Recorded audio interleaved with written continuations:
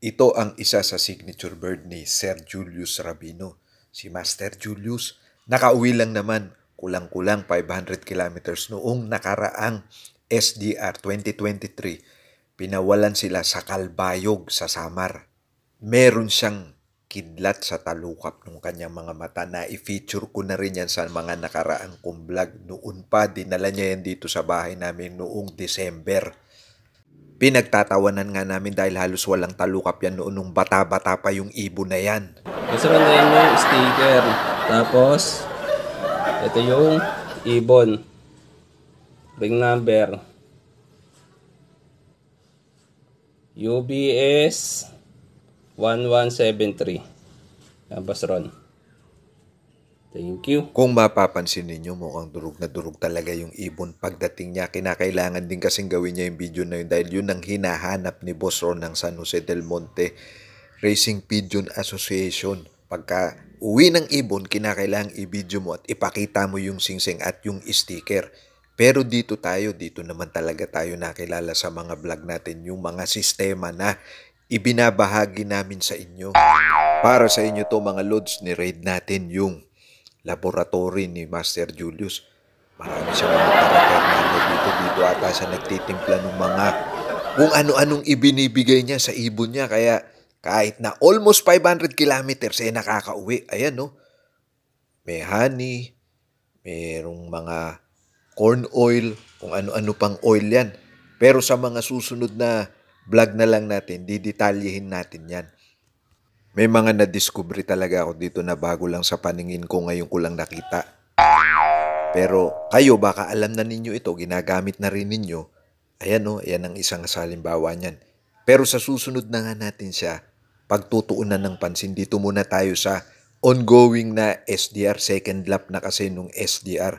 Bagaman wala tayong kinakarera ngayon dahil nga sa retired na tayo. Pero dyan lang kayo mga lods, may matututunan pa rin kayo.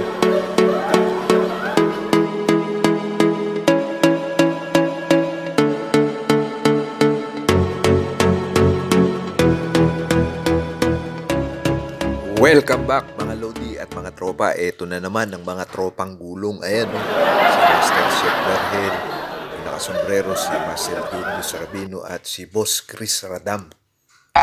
Abangan na ng second lap ng SDR. Pagkaiba sila ng club na sinalian. Si Master Julius ay sa MMFC.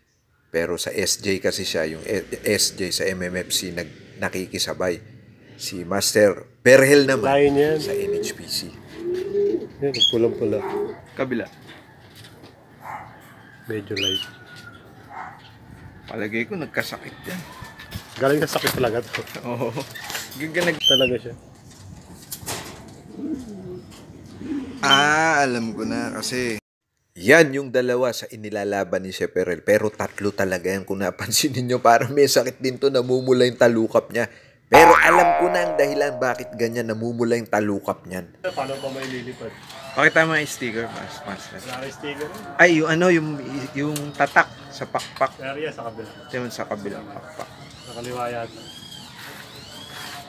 Ito aso na to kanina pa to. Kapal ng ting-ting ng pakpak, no? Putin lang, kinulong na ni Chef Berhel itong dalawang aso niya. Isang Doberman at German Shepherd. Kung ano tinapos ng tatay, yun din ang sa anak. Pag ano? Clacker to, no? Ilan speed niya sa pagudpod? Noong una yan, cut off ng 10 minutes. Yung pangalawa, kulang pa lang 1,000. Talagang totoo yung kasabihan na kung anong puno, siya ring bunga. Katulad nito, yung tatay nito, number 1 dito sa area namin, sa NHPC Kinarera. Si Velvet, pang 20 siya sa last lap sa Santa Ana, Cagayan. 420 kilometers lang naman yun mga lods. Lalo na siguro kung nakafocus si Chef sa pag-aalaga sa mga ibon, kaya lang hindi siya nakafocus. Pero mahusay pa rin dahil nakapag-breed siya, naglabas ng ganyan. Tuwing araw lang kasi ng linggo ang day off ni Chef at dun lang niya na ibubuhos yung buong panahon niya dito sa mga ibon niya.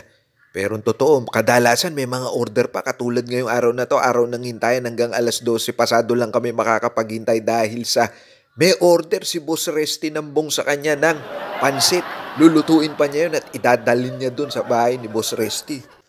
Ganyan kasipag si Chef. Itong velvet na yan na nakikita ninyo, yan yung pagudpod, 2 times pagudpod niya.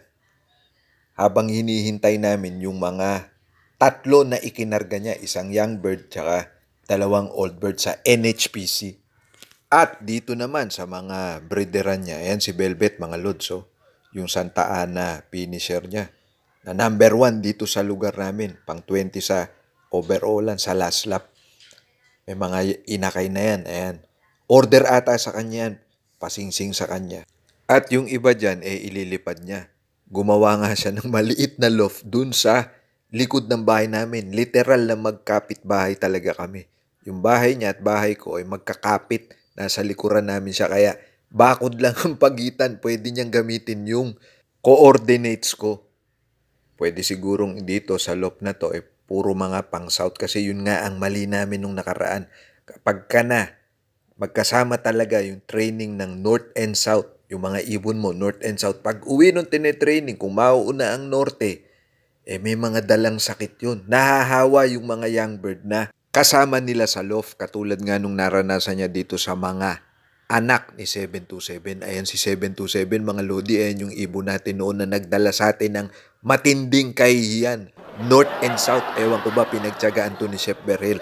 At meron din pala siyang mga anak ngayon na ikinakarera naman ni Master Tusi. Dumating na nga yung anak nito na Kak. Nabasa namin sa message ni Master Romel Tusi na dumating na yung anak na Kak. Yung hen na lang hinihintay. Pero napakatagal na. Hirap ata talaga yung mga ibon na galing ng balatan sa Camarines. Hindi katulad nung nasa MMFC. Nagpakauwi na yung iba. Eto na, sa wakas may dumating din. Old bird pa to. Sayang yung young bird na hinihintay namin malapit ng mag-alas 12. Nasa 800 plus na lang atang speed ng blue bar na ito. Dahil sa napakatagal niyang umuwi pero barako siya mga lodi.